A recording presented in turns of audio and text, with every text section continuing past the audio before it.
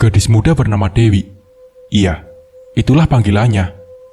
Dewi merasa hidupnya tak seberuntung apa yang dirasakan oleh orang lain. Dewi selalu diejek karena miskin. Dewi pun selalu disakiti oleh pria. Entah salahnya apa dan di mana, Dewi tak tahu, tapi kenapa harus ia yang harus mengalami ini? Dewi merasa Tuhan tidak adil pada dirinya.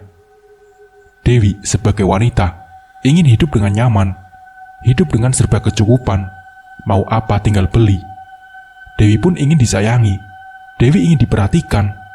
Tapi kenapa Dewi harus selalu diejek setiap harinya, selalu disakiti dan dikhianati? Pengalaman pertamanya waktu Dewi duduk di bangku kelas 1 SMK, di mana masa remaja mulai mempengaruhi dirinya untuk menyukai seorang pria.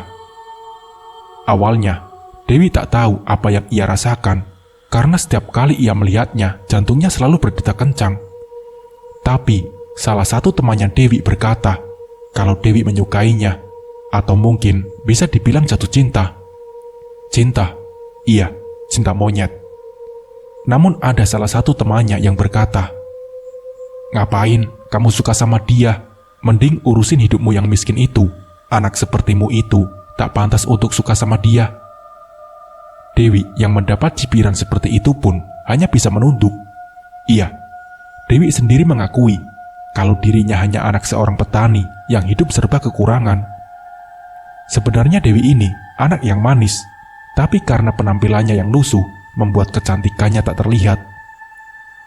Suatu ketika, Dewi mulai dekat dengan dia, dan hingga pada akhirnya dia menyatakan perasaannya pada Dewi. Jujur, pengalaman pertama dalam menjalani hubungan, jantung Dewi sangat berdebar kencang, sangat kencang dari yang sebelumnya. Tapi sekaligus senang, hati berbunga-bunga, di mana pria itu menyatakan perasaannya pada Dewi jatuh pada tanggal 08 Agustus 2008, jam 12 siang. Di mana angka ini melambangkan seperti rantai yang tak pernah putus. Tapi apalah, cinta itu hanya berakhir 2 bulan saja. Di mana pada saat itu, Dewi sedang merasakan cinta-cintanya pada dia.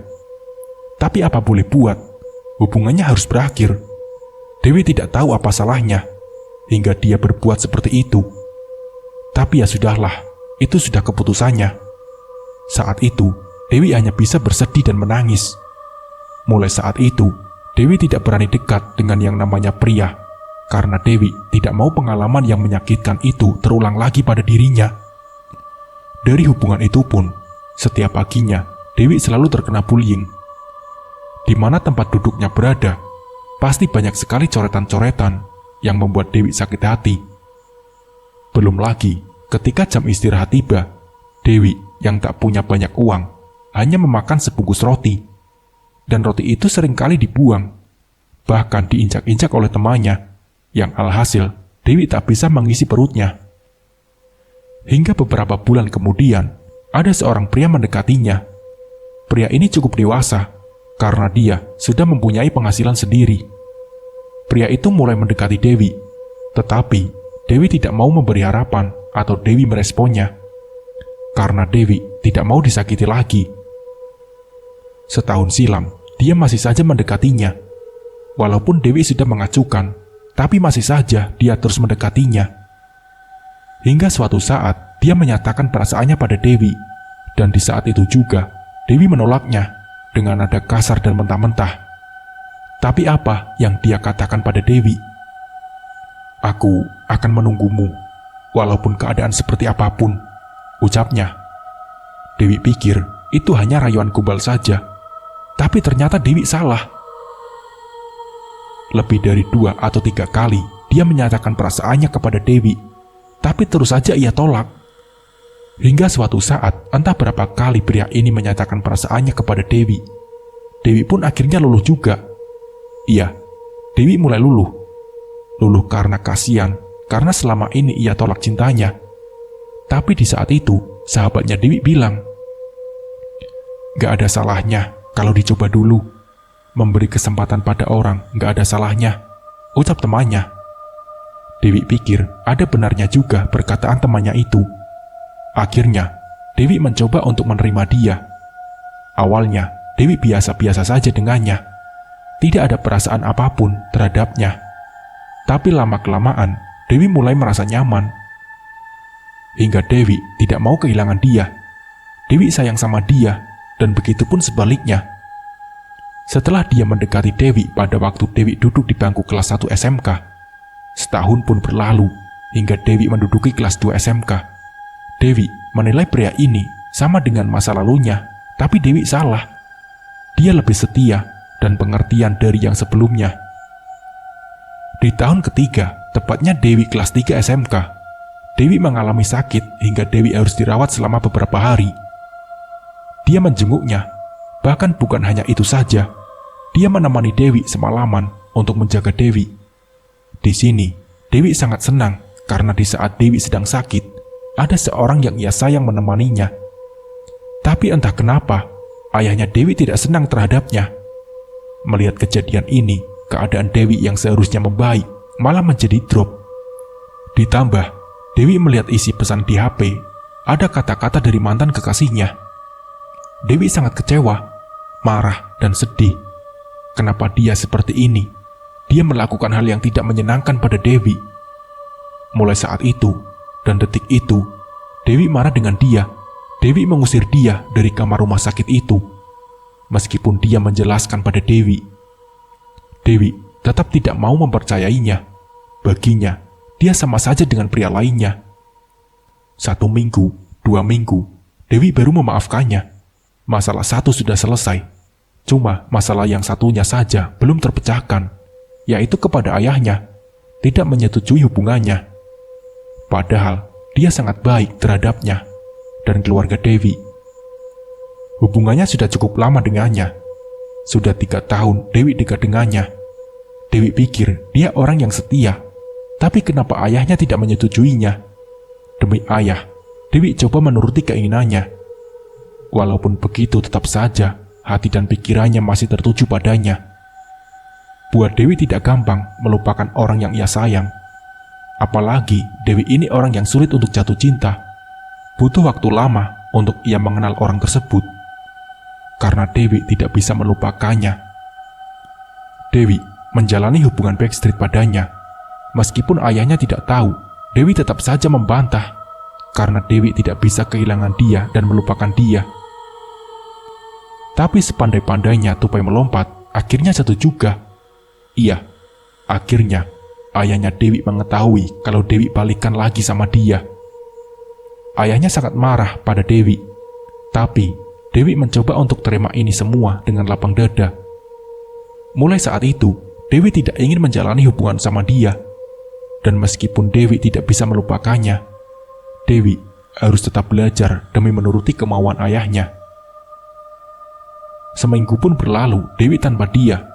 Sepertinya dia tengah mudah melupakannya. Iya, Dewi melihat di Facebooknya, dia sedang dekat dengan wanita lain. Meski hatinya Dewi sangat sakit karena Dewi masih mencintainya, tetapi Dewi berusaha untuk mencoba tetap tegar dan menerima semua ini dengan sabar. Sebulan berlalu, akhirnya dia jadian juga dengan wanita itu. Buat Dewi tidak mudah melupakan cinta itu, tapi kenapa dengan mudahnya dan dengan cepatnya dia mempunyai yang baru? Dewi pikir dia cukup setia, tapi ternyata tidak. Ya Tuhan, kenapa hidupku seperti ini? Kenapa orang yang kusayangi dengan cepatnya melupakanku? Gumam Dewi. Setahun lebih, Dewi baru bisa melupakannya. Memang tidak mudah baginya.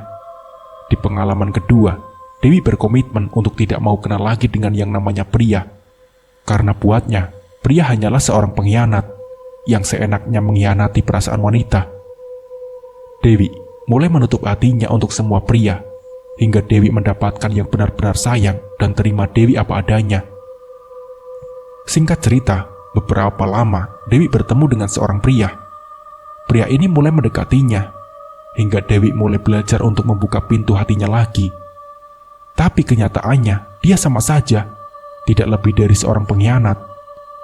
Dia telah membohongi Dewi, tapi untungnya, kedekatan itu belum dekat sampai jauh lagi. Dewi sudah tahu kalau ternyata dia sudah memiliki kekasih. Dewi sakit hati. Kenapa di saat aku mulai dekat dengan pria, di saat aku mulai membuka hati, ternyata dia seperti itu?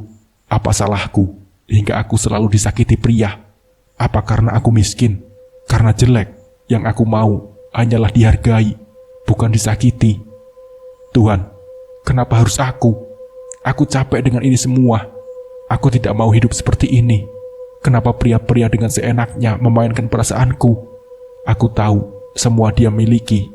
Titel, derajat, bahkan materi, semua dia miliki. Tapi apakah dia punya hati? Hidupku tiada hari tanpa bersedih. Di sekolah, selalu diejek miskin. Anak seorang petani aja belagu. Gak pantas hidup bahagia. Apa aku salah jika ingin bahagia? Gumam Dewi sambil terisak. Meskipun di luar, Dewi terlihat ceria. Tapi sebenarnya, itu hanyalah kebohongan. Hatinya menangis. Tapi walaupun begitu, Dewi tidak mau menyimpan dendam kemarahan sama dia. Dewi tetap mengasihi dia. Walaupun hatinya masih terasa sakit, tapi Dewi percaya cuma kasih Tuhanlah yang dapat menyembuhkan lukanya. Yang dapat ia lakukan hanyalah berdoa dan berdoa untuk orang yang sudah menyakitinya, karena pembalasan hanyalah milik Tuhan. Dewi percaya Tuhan itu setia dan adil. Dan Dewi juga percaya mungkin belum saatnya Tuhan mengizinkan Dewi buat bahagia. Sejak kecil, Dewi selalu hidup sangat sederhana, atau mungkin bisa disebut miskin. Setiap hari, ayahnya selalu bekerja keras. Ayahnya adalah seorang petani. Tetapi walaupun ayahnya sudah bekerja keras, upahnya tetap kurang. Sementara ibunya sudah berpulang saat Dewi masih umur 5 tahun. Sekarang umur Dewi 17 tahun. Dewi membantu ayahnya bekerja setiap hari. Sejak Dewi menginjak usia 17 tahun, ia berusaha merubah penampilan agar lebih bersih dan kemolekannya terlihat. Ia bekerja di sebuah rumah makan dari siang sampai jam 11 malam. Upahnya pun lumayan bisa untuk memenuhi kebutuhannya. Sampai 4 bulan kemudian, upah yang selama ini ia dapat disisihkan untuk membeli sebuah handphone baru. Ayahnya pun mengizinkan Dewi membeli benda persegi panjang itu. Dari itu, Dewi mencoba mencari pekerjaan yang lain. Sampai ia mendapati info dari salah satu akun yang ada di Instagram. Dewi pun mencoba mendaftarkan diri dan alhamdulillah diterima. Dewi baru 6 bulan aktif di Instagram. Selama itu pula, pengikutnya baru menyentuh angka ratusan. Ia juga hanya menghasilkan sedikit uang dari akun sosial medianya. Gaji dari pekerjanya itu bahkan belum bisa mengganti biaya tagihan internetnya. Dewi tak sabar. Ia ingin kekayaan. Layaknya selebgram, ia berkecil hati. Tatkala tabungannya semasa bekerja di rumah makan, habis ia belikan alat tempur dan tak balik modal. Sudah nabung susah payah buat beli handphone, gajinya sedikit. Rugi besar aku, ucapnya dalam hati. Sudah 2 jam ia di sana merenung. Ia memikirkan masa depannya. Dewi mulai menanyakan kemampuannya. Apakah ia sanggup menghasilkan banyak uang dari platform itu? Di bawah atap saung kecil tengah sawah itu, ia mengalihkan pikirannya dengan bermain TikTok. Dewi selalu ingin update dan dikenal hits di kalangan kawan-kawannya, dan ingin membuktikan ke teman-temannya kalau ia mampu dan bisa merubah kehidupannya. Ibu jarinya tak berhenti bergerak. Sudah ratusan video pendek ia tonton di aplikasi untuk anak muda itu. Meski begitu, tak ada satu video pun yang mampu menghilangkan gundah hatinya. Hingga ibu jarinya terhenti pada video yang menarik perhatiannya. Video itu memiliki pesan. Biar usaha kalian sukses, coba ikutin cara ini. Terlihat tulisan ilmu karang. Seorang laki-laki yang menggunakan masker menjelaskan dengan animasi teks yang bergerak. Untuk bertapa di atas batu karang selama 1 tahun lamanya. Dewi terbelalak mengetahui hal itu. Bagaimana seorang manusia dapat bertapa selama 1 tahun tanpa makan dan minum. Karena penasaran, Dewi sangat ingin tahu. Ia akhirnya mengirimkan pesan kepada pemilik akun tersebut. Selamat sore Mas Dukun, saya Dewi. Saya ingin bertanya terkait video TikTok yang Mas Dukun upload. Apakah ilmu karang dapat diaplikasikan agar karir saya meningkat? Lalu bagaimana teknis bertapa? Apakah saya tidak boleh makan, minum, dan tidur ketika bertapa? Tanyanya dalam pesan itu. Hanya 10 menit kemudian, handphone Dewi bergetar.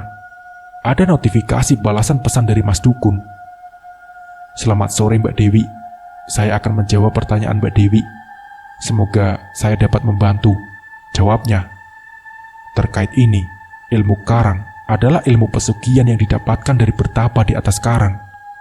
Ilmu ini dapat diaplikasikan ke dalam segala pekerjaan, termasuk pekerjaan Mbak Dewi sebagai endorsement. Untuk teknis bertapanya, Mbak Dewi tidak perlu khawatir. Mbak Dewi tetap dapat makan, minum, dan tidur. Mbak Dewi hanya perlu bertapa 3 jam setiap harinya. Bila di antara jam itu Mbak Dewi lapar maupun haus, Mbak Dewi dapat beristirahat dan lanjut bertapa lagi. Kalau ada pertanyaan lagi, Mbak Dewi bisa konsultasi lagi ya, balasnya. Bahagia rasanya, Dewi bak mendapat surat cinta dari sang kekasih. Tak ragu, ia yang bercita-cita menjadi selebgram terkenal dari desa segera mengirim pesan ke nomor itu. Ia mengatakan ia tertarik untuk mempelajari ilmu karang. Dukun pun kemudian menjadwalkan keduanya untuk bertemu. Keduanya bertemu di ujung pantai kota sebelah. Pantai itu dipenuhi dengan bebatuan karang yang tinggi menjulang. Mas Dukun menjelaskan secara detail apa yang harus dilakukan Dewi. Ketika bertapa, Dewi harus memejamkan matanya dan tak boleh mengindahkan suara siapapun yang memanggilnya. Ia mengangguk. "Gampang banget, cuma duduk sambil meremah, aku bisa," tuturnya dalam hati. Bertapanya dimulai. Keesokan harinya, Dewi datang ke karang yang sama. Ketika matahari hendak tenggelam, dirinya duduk bersila sambil memejamkan mata. Lantaran saat itu tak ada pengunjung di pantai. Dewi hanya mendengar suara deburan ombak dan angin yang saling beradu. Hari pertama bertapa, ia lakoni dengan mulus. Minggu ketiga bertapa, Dewi mulai terbiasa. Ia sudah menganggap dirinya jago dalam hal pertapaan dan sangat yakin tak akan ada yang berani mengganggunya ketika bertapa. Ternyata dugaannya salah. Di tengah-tengah bertapanya, ia mendengar suara mobil yang mendekat. Benar saja, rombongan grup wanita datang ke pantai untuk menikmati sunset. Dewi tak mengindahkan suara mereka. Lagian, mereka juga tak mengganggu bertapanya. Tiba-tiba, dengan suara lantang, salah satu gadis itu berteriak, memancing kawan-kawannya untuk berenang. Dewi yang mendengar segala percakapan itu, ia mengetahui ada gadis kota yang hendak terjun dari atas tebing untuk berenang. Dewi mendengar langkah kaki perempuan itu mendekat. Tanpa pikir panjang, Dewi berkata, "Halo Mbak, aku seorang selebgram loh. Tolong di-follow akunku ya," tuturnya polos.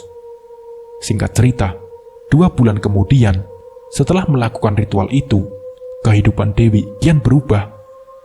Pekerjaan Dewi memang terbilang amat sepele. Ia punya paras yang amat cantik. Setiap pergi ke tempat-tempat umum, orang-orang akan memandang wajahnya dengan melongo, seperti tersedot kecantikannya. Sehari-hari, Dewi bisa meraup puluhan juta rupiah di Instagram pribadinya. Maklum, karena parasnya yang cantik, orang-orang pun lalu mengenalnya sebagai selebgram, semacam sebutan untuk orang terkenal yang naik daun lewat Instagram. Untuk setiap unggahan promosi produk atau endorse, Dewi memasang tarif 7 juta untuk yang paling rendah. Sementara dalam sehari, ia tak pernah mendapatkan kurang dari 3 permintaan endorse. Tugasnya amat sepele. Dewi tinggal mengunggah foto saat ia memakai produk tertentu, lalu membuat caption yang isinya menawarkan produk itu. Maka, dengan penghasilan yang sangat besar, hidup Dewi amat glamor. Lantaran terkenal, ia jadi agak belagu. Orang tuanya sendiri pun tak suka dengan yang dilakukan Dewi. Walaupun ia sangat-sangat membantu perekonomian keluarga sampai bisa merenovasi rumah, membeli kendaraan dan fasilitas yang lain pun Dewi bisa membelinya. Angin berembus di malam yang dingin. Di rumah mewah Dewi yang tampak amat megah dibanding milik tetangga-tetangganya itu. Ia hanya tidur sendirian. Maklum, meski cantik bukan main, anehnya sampai sekarang ia pun belum juga mempunyai suami. Di dalam kamarnya, Dewi sedang menelungkupkan badannya ke dalam selimut, menikmati hidup, merayakan penghasilan yang ia dapat hari itu, memberi penghargaan pada dirinya sendiri. Namun tak disangka, saat ia sedang asik masuk membuka-buka rekening tempat para pelanggan membayar tarif, tak jauh dari kamar Dewi, terdengar suara langkah kaki yang amat berat. Kalau dirasakan dari dentuman suaranya, hampir dipastikan itu bukanlah langkah kaki seorang manusia. Dewi setengah ketakutan. Dewi lantas merapikan spray kamarnya, yang di beberapa sudut tergeletak beberapa lembar uang yang jumlahnya tak sedikit. Ia lalu beranjak dari kasur, berniat melihat keluar kamar. Akan tetapi, seiring waktu, Dewi mengumpulkan keberanian untuk beranjak dan melihat apa yang terjadi. Nyalinya semakin menciut. Lama-kelamaan, suara kaki itu terdengar makin keras, seperti memang menuju ke kamar Dewi. Dan benar saja, setelah suara itu makin mendekat, hingga seperti hanya sedang berada di balik pintu, terdengar suara makhluk yang membuat sekujur badan Dewi merinding. Ia terdengar seperti sedang menagih sesuatu kepada Dewi. Malam itu, seekor genderuwo mendatangi Dewi untuk menagih janji. Apa kau sudah lupa janjimu padaku? Bukankah kau seharusnya memenuhinya malam ini? Tanya suara itu menggelegar. Maaf Aki, Dewi hampir saja lupa. Nanti aku susul kau ke tempat biasanya, kata Dewi setengah menangis. Malam itu yang dihadapi Dewi bukanlah penagihan janji dari seseorang seperti pada umumnya.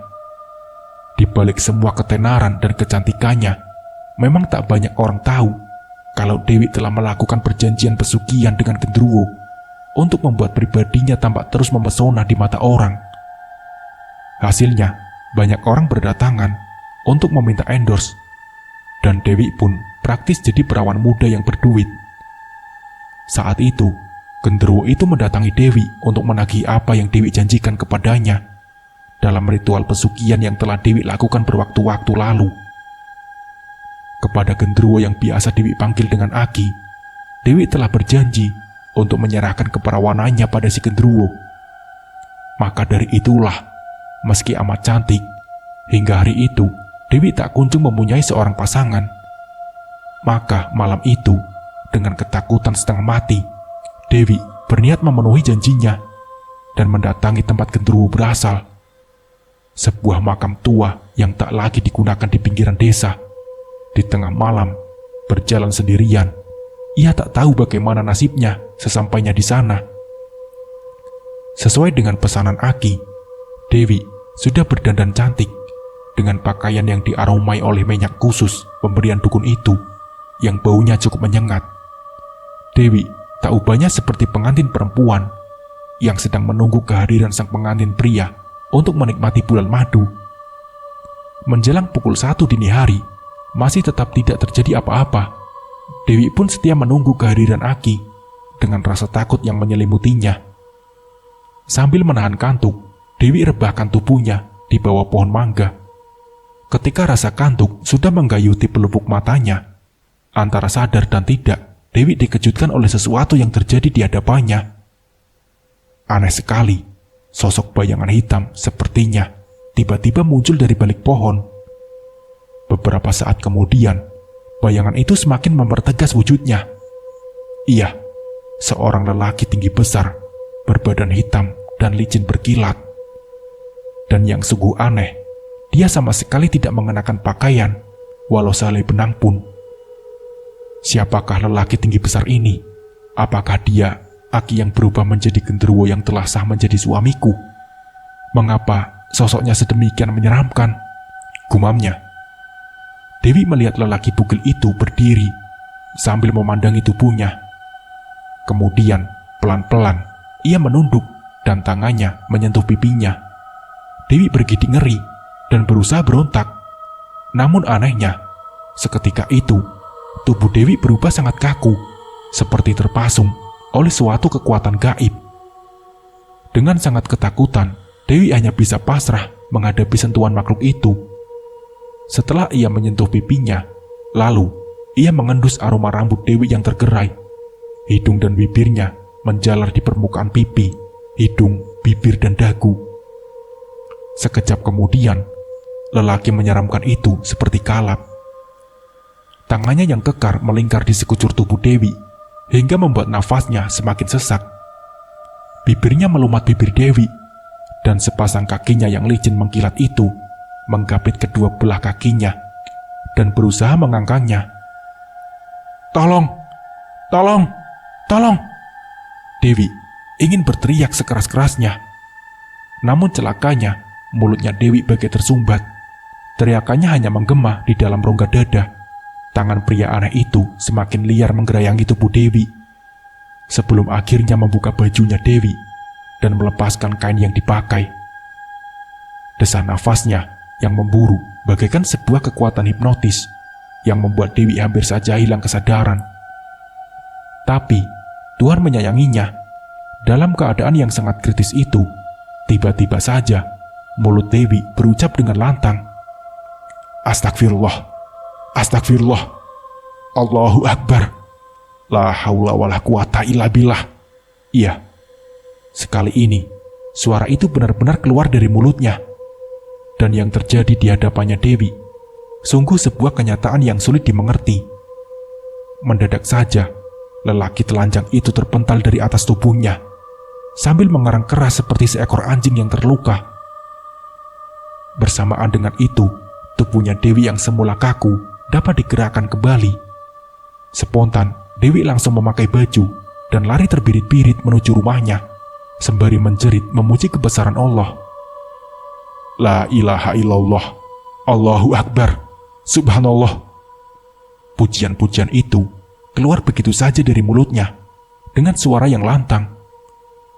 Sama seperti kejadian semula, sosok makhluk itu mengubah wujudnya menjadi bayangan hitam, lalu menghilang, seolah masuk ke dalam dinding. Tak lama kemudian, ayahnya Dewi menggedor-gedor pintu sambil memanggil-manggil. Ketika pintu dibuka, "Apa yang terjadi, Wi? Apa yang terjadi?" tanya ayah Dewi. Dewi hanya menggeleng-geleng kepala, sambil membiarkan air matanya mengalir deras, membasahi sekujur wajahnya. Sungguh, Dewi tak kuasa menjelaskan semua ini kepada ayahnya. Dewi tak ingin melukai perasaan laki-laki tua itu, yang sudah merawatnya sedari kecil. Siang setelah malamnya mengalami kejadian aneh tersebut, dukun yang membantunya datang menemui Dewi dan mengatakan kalau Dewi telah gagal dalam melakukan ritual dan melanggar perjanjian. "Biarlah ku jalani kehidupan seperti ini, Mbah. Aku tak ingin lagi melakukan ritual sesat itu dengan genderuwo dan bertapa di batu karang, Mbah," kata Dewi setelah mendengar penjelasan Mbah Dukun. Meski mengaku kecewa, namun Mbah Dukun cukup mengerti dengan perasaannya. Ini semata-mata Dewi lakukan karena ia takut sesuatu akan terjadi terhadap dirinya. Walau begitu, Dewi masih mengalami perasaan traumatik, sebab bayangan lelaki alam gaib itu masih sering menghantuinya. Ia sering datang dalam mimpi dan menagih perjanjiannya. Kenyataan tersebut sejujurnya membuat hidup Dewi sangat tercekam.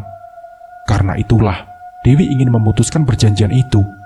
Tak apa, ia tak menjadi selebgram lagi, asal hidupnya tenang, tak lagi dibayang-bayangi oleh makhluk mengerikan itu.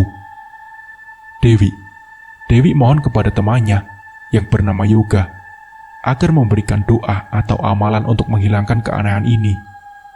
Dan Dewi juga ingin agar diberi kemudahan dalam mencari rezeki, sebab kini Dewi sebagai tulang punggung keluarga. Dewi juga ingin mempunyai pendamping hidup untuk menemaninya di masa tua. Nah, seperti itulah kisahnya. Semoga dari kisah ini kita bisa mengambil hikmah dan pembelajarannya. Mungkin cukup sekian dari saya. Wassalamualaikum warahmatullahi wabarakatuh.